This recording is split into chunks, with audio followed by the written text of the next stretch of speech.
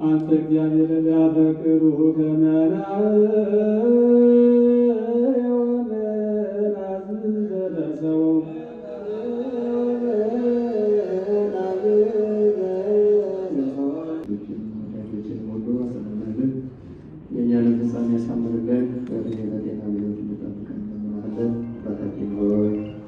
አባታችን ሆይ በሰማያት የምትኖር ስምህ ይቀደስ፣ መንግሥትህ ትምጣ፣ ፈቃድህ በሰማይ እንደሆነ እንዲሁም በምድር ይሁን።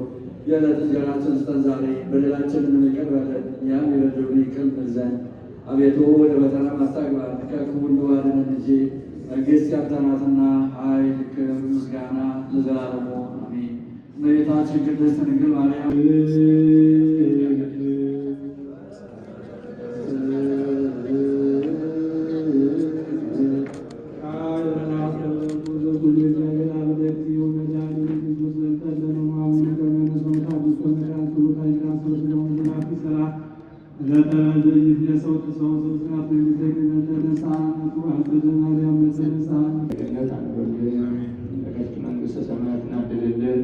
ቤተሰብን ማጽናናልን፣ ጠብቅልን፣ ባርክልን፣ ቀድስልን፣ አክብርልን፣ ሀገራችን ሰላም አድርግልን። የጀመርነውን ጾም ሰላም እንድንፈጽም ቅዱስ ፈቃድ ይሆንልን።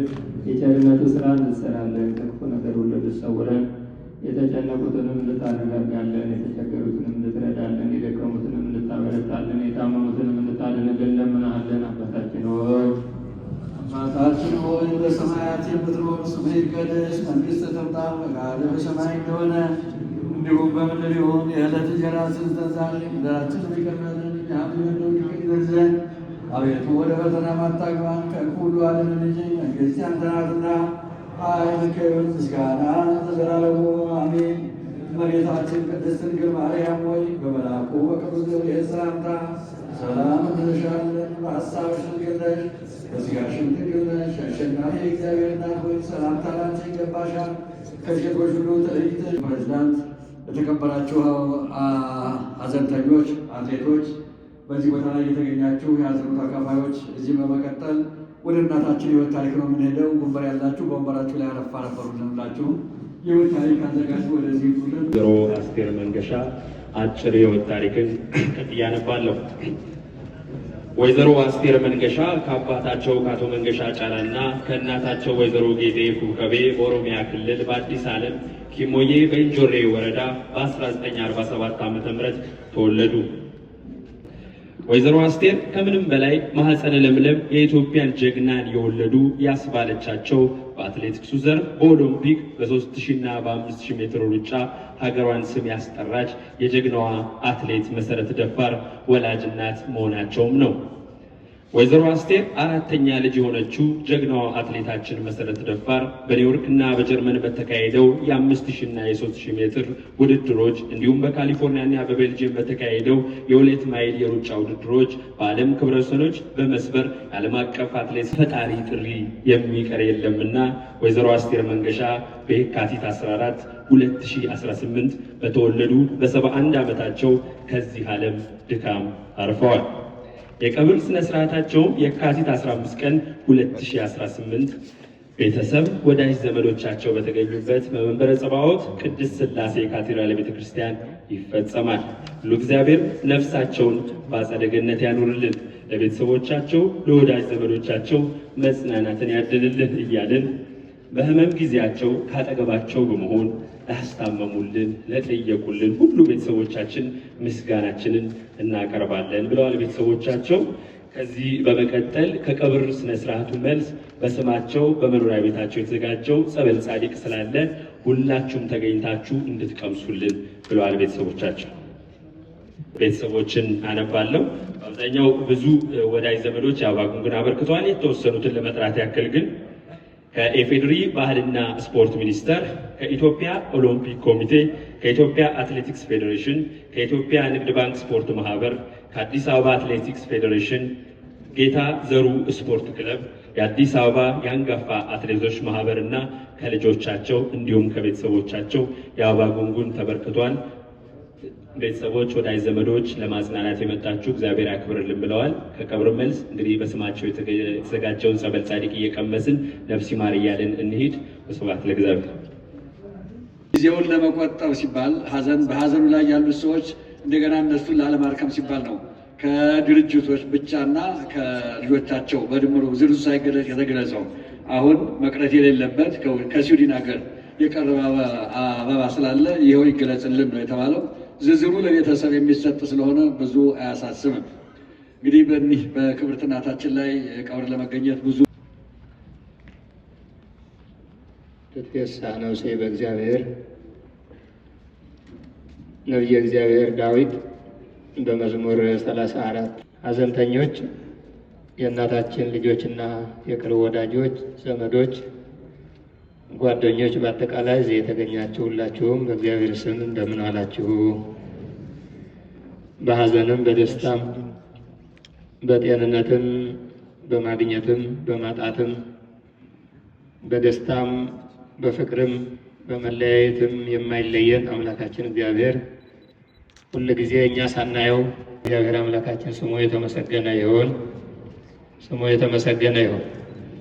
የእናታችን ፍጻሜ እንዳማረ የኔና የእናንተም ፍጻሜ እንዲያምር አሸኛኘታችንና ፍጻሜያችን እንዲያሳምረልን አምላካችን እግዚአብሔር ቅዱስ ፈቃድ ይሆንልን፣ በቸርነቱ ይርዳል። እንደኛ ስራ፣ እንደኛ ድካም፣ እንደኛ ስንፍና፣ እንደኛ ችላባይነት፣ ግዴለሽነት ሳይሆን እግዚአብሔር በኪነት መንገድ የሚመራ መሆኑ ስናውቅና ስናምን ስንረዳ ደግሞ ኃይላችን ማን ይሆናል? መጽናኛችን እግዚአብሔር ይሆናል። ይሄ ብዙዎቻችንም ከእግዚአብሔር ጋር ኑረን ከቀመስነው ካየነው ምስክሮች ነን። ሌላ ምስክር አያስፈልገንም። ካልቀመስነው ደግሞ እንድንቀምሰው ያስፈልጋል። ነፍሳችን የምትጽናናው በእግዚአብሔር ነው። እግዚአብሔር ከተለየን፣ ከእግዚአብሔር ከራቀን፣ እግዚአብሔር አጠገባችን ከሌለ፣ የእግዚአብሔር መንፈስ ከኛ ጋር ከራቀ እንዳለን አይቆጠርም። ከእግዚአብሔር መንፈስ፣ ከእግዚአብሔር ቸርነት፣ ከእግዚአብሔር ዓይን እንዳንርቅ አምላካችን እግዚአብሔር በቸርነቱ ይርዳል። የእግዚአብሔር መንፈስ ልጹም፣ ልጸልይ፣ ልስገድ፣ ልመጽውት፣ በጎ ስራ ለስራ፣ በፍቅር በትህትና በትዕግስት ሆኜ ልኑር ትላለች። ይህ እግዚአብሔር መንፈስ ነው።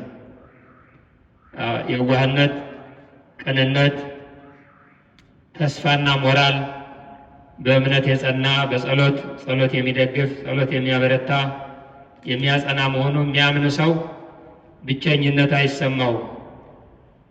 ብዙዎቻችን አጠገባችን ብዙ ሰው እናውቃለን፣ በዙሪያችን ብዙ ሰው እናውቃለን። በሙሉ ልብ እግዚአብሔርን የያዘ ሰው ምንም እንደማያገኘው በእግዚአብሔር ይታመናል። እግዚአብሔርን ተስፋ ያደርጋል። እግዚአብሔር ደግሞ ጥላ አይጥለውም፣ ይጠብቀዋል። በስጋችንም እንኳ ሞት ቢገጥመን በነፍሳችን ዘላለማዊ ነን። ከእግዚአብሔር መንፈስ የራቀና የተለየ ሰው ደግሞ ቅድም እንዳልነው ምን ብለን ልንገልጸው እንደምንችል፣ ምን ቃላት ልንሰጠው እንደምንችል ተጉዛችሁ እንዲሁም ወንበር ያላገኛችሁ ቆማችሁ ደግሞ ብዙ መናገር አይጠበቅብኝም።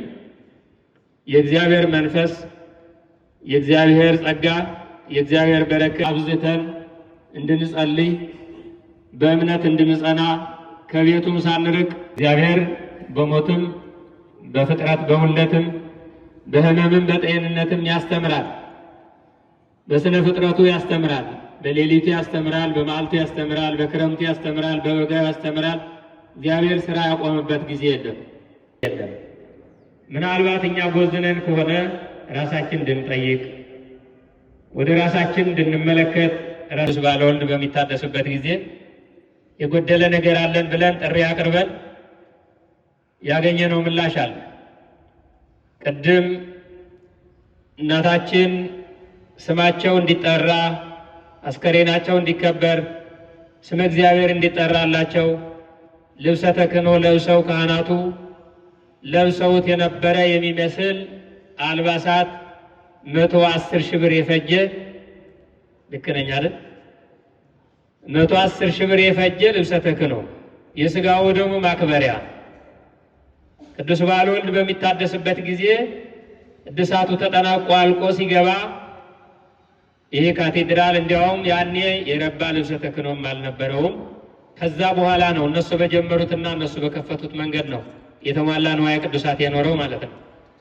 ስለዚህ የጎደለውን የቤተ ክርስቲያን የሃይማኖት ጎደሎ የሚሞሉ ልጆች ወልደው ስለሰጡን እናታችን እሳቸውም መላ ዘመናቸው መላ ሕይወታቸው ከሃይማኖት ጋራ ከቤተ ክርስቲያን ጋራ ከበጎ ምግባር ጋራ የኖሩ እናት ስለሆኑ አገልግሎት አድረንም አርፍደንም የእሳቸው ጥሪ ደርሶ እግዚአብሔር ዛሬ ስንሰማ ወደዚህ መተናል። እኔና እናንተም ነገ ተረኞች ነን። ተረኞች መሆናችን እንዳንዘነጋ እንዳንረሳ፣ ቆመን ስንሄድ ሞት የሚነካን አይመስለንም። ሞት የሚዳስሰንና የሚጎበኘን መሆኑ ወደሚሉበት ቦታ በዝማሬ ነው የሚሸኛቸው።